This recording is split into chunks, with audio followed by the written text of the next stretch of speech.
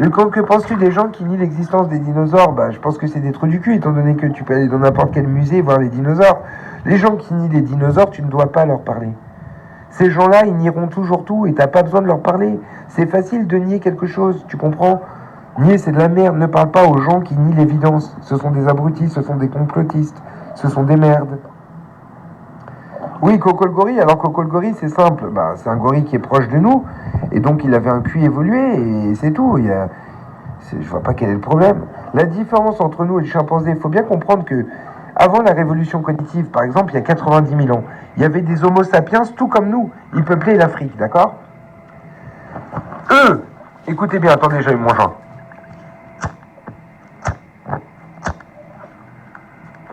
Eux, si jamais... Quoi? Si jamais... Attends, tu m'as coupé là, je me souviens plus de quoi je parlais. Ma weed, c'est de la bonne weed. C'est de la gelato. Tout le monde me coupe là, vous me faites chier, ma meuf elle m'a coupé encore. Redites-moi de quoi je parlais. Pourquoi les Maghrébins ont très peu de QI? Bah c'est pas tous les Maghrébins, il y a des Maghrébins qui sont très intelligents. Le problème c'est que chez les Maghrébins, d'une part il y a la connerie qui est due à l'islam et deuxièmement il y a la consanguinité. Et surtout en Algérie, ils sont extrêmement consanguins. Il y a des villages où ça va jusqu'à 85%. Et le problème, c'est qu'il y a plusieurs degrés de consanguinité sur plusieurs générations. Donc ça crée des gens agressifs et cons. Tout comme quand tu veux faire que des pitbulls soient plus agressifs, et ben tu prends des parents qui sont champions, qui sont ROM, Register of Merit, dans le classement des pitbulls, avec des pères qui sont champions, c'est-à-dire qui ont fait au moins 3 combats, ou alors grands champions qui ont gagné au moins 5 combats. Et tu les fais reproduire entre frères et sœurs ou cousins et cousines et t'as encore plus d'agressivité sur les enfants. Oh, ferme ta gueule, Robert 835. Tu connais quoi en pitbull? Tu connais la DBA? Tu connais Chinaman? Tu connais quoi? Tu veux qu'on en discute, espèce de fils de pute? Vas-y, on discute de pitbull, je discute de ce que tu veux, pauvre merde. Tu sais, le cerveau est une science, le cerveau est une arme. Je vais t'expliquer quelque chose. Dans la mafia, le plus fort, c'est jamais le plus costaud. Dans l'armée, le général, c'est jamais le plus costaud. Le président, c'est jamais le plus costaud. Ceux qui dirigent, ce sont des gens plus âgés. Pourquoi? Parce que c'est le cerveau qui dirige le monde. C'est celui qui est le plus fort pour créer un groupe. C'est lui qui va diriger le monde. Tu comprends ce que je t'explique? Ferme ta putain de gueule avec tes idées merdiques. Je suis le plus fort. On s'en bat les couilles à force physique. T'es un macaque. T'es un primate, espèce de fils de pute. Ferme ta gueule. Tu comprends la réalité? Il y a personne, si tu tues le chef de la mafia parce que t'es plus fort que lui, les gens ne t'obéiront pas. La vie, c'est pas comme ça. Un humain, c'est plus compliqué. Si t'arrives pas à comprendre ça, c'est pas de ma faute, trop du cul. T'as compris? T'aurais dû rester une nuit. N'oublie pas, porteur d'eau, fils de pute, que si t'es né, t'es juste là parce qu'on a accepté que tu portes notre eau. T'as compris, pour fils de pute? T'es un porteur d'eau, pauvre merde. Comment t'oses me parler? Hein? Erreur de la génétique. Question suivante. Pourquoi tu défends un simple chien? Mais un chien, ça vaut mieux que vous. Le chien, il est libre. Le chien, il n'encule pas son monde. Le chien, tu lui donnes pas une planète, il nique tout. Le chien, il est fidèle jusqu'à la mort. Le chien, il vaut 100 fois mieux que toi. Mais t'es fou, toi, ou quoi? Je préfère que 1 million d'humains meurent plutôt que mon chien meure. Si on me donne le choix entre soigner mon chien pour qu'il vive 2 ans de plus et que ça coûte la vie de 100 millions d'humains, je le fais. Et je te le jure, j'en ai rien à foutre de vous. Ils sont où les autres singes? Les chimpanzés et les orang-outans? Vous avez tout niqué. Ah ouais, ce que je voulais vous dire, c'est qu'on n'est pas au sommet de la chaîne alimentaire depuis très longtemps. Hein. Ça fait que 100 000 ans, les gars. Faut bien comprendre que malgré notre cerveau, pendant des années et des millions d'années, on n'avait que des silex. Vous comprenez ce que je vous explique? C'est la révolution cognitive qui a tout changé. Il y a 120 000 ans, par exemple, tu prenais un humain, un homo sapiens, tu le mettais sur une table d'un légiste aujourd'hui, tu l'opères, il n'y a aucune différence. Mais dans le cerveau, il n'y avait pas encore le maillage chimique qui a fait le changement.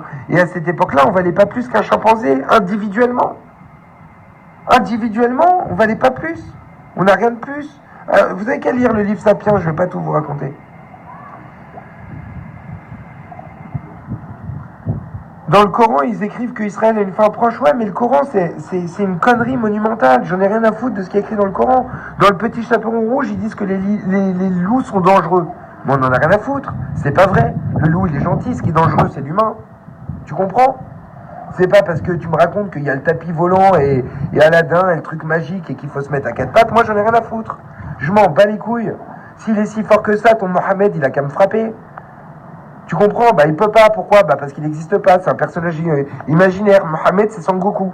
Tu comprends ce que je t'explique? Je sais que ça te fait mal parce que t'es né avec ça. L'humain, on peut le forger. L'humain, on peut le forger à sa guise. On peut faire de son enfant un brave patriote, ou alors un combattant pour les droits de l'homme, ou alors un gauchiste. On peut modeler l'humain à sa guise. Et toi, tes parents t'ont modelé, ils ont fait de toi un petit djihadiste, quelqu'un qui se met à quatre pattes devant Allah qui n'existe pas. Hein, c'est tout. Qu'est-ce que tu veux que je te dise? Parce que eux-mêmes, on leur a appris. Allah, c'est Son Goku. Allah, c'est Krillin. Il n'existe pas, Allah. C'est des conneries, ça. Ouais, Beyond Meat, c'est très très bon. Qu'est-ce qui existe? Bah, les droits de l'homme, ça n'existe pas. La morale, ça n'existe pas. L'honneur, ça n'existe pas. Tout ça, c'est des choses qu'on vous a mis dans la tête, on vous encule. En fait, je vous explique. Un truc que vous devez vraiment comprendre. Avant la révolution agricole, personne n'avait de propriété. On marchait dans la jungle, tout nous appartenait à tout le monde. Tu prenais une banane, t'étais libre. Les gens n'avaient pas de toit. Quand ils ont commencé à cultiver, ils ont dû rester à côté de leur culture. Alors ils se sont mis à côté de leur culture. Ils ont créé des maisons et sont devenus sédentaires. Il y avait encore des nomades. Les nomades s'approchaient de chez les sédentaires et les sédentaires leur disaient « Oh, c'est chez moi !» Le nomade prenait du blé, il disait « Oh, c'est mon blé !» Mais l'autre, il disait « Comment ça, c'est ton blé ?» Il comprenait pas au départ.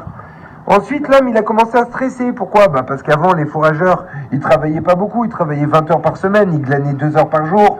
Ils chassaient une fois tous les 2 jours. Le reste du temps, ils baisaient. Ils étaient tranquilles. Ils étaient heureux.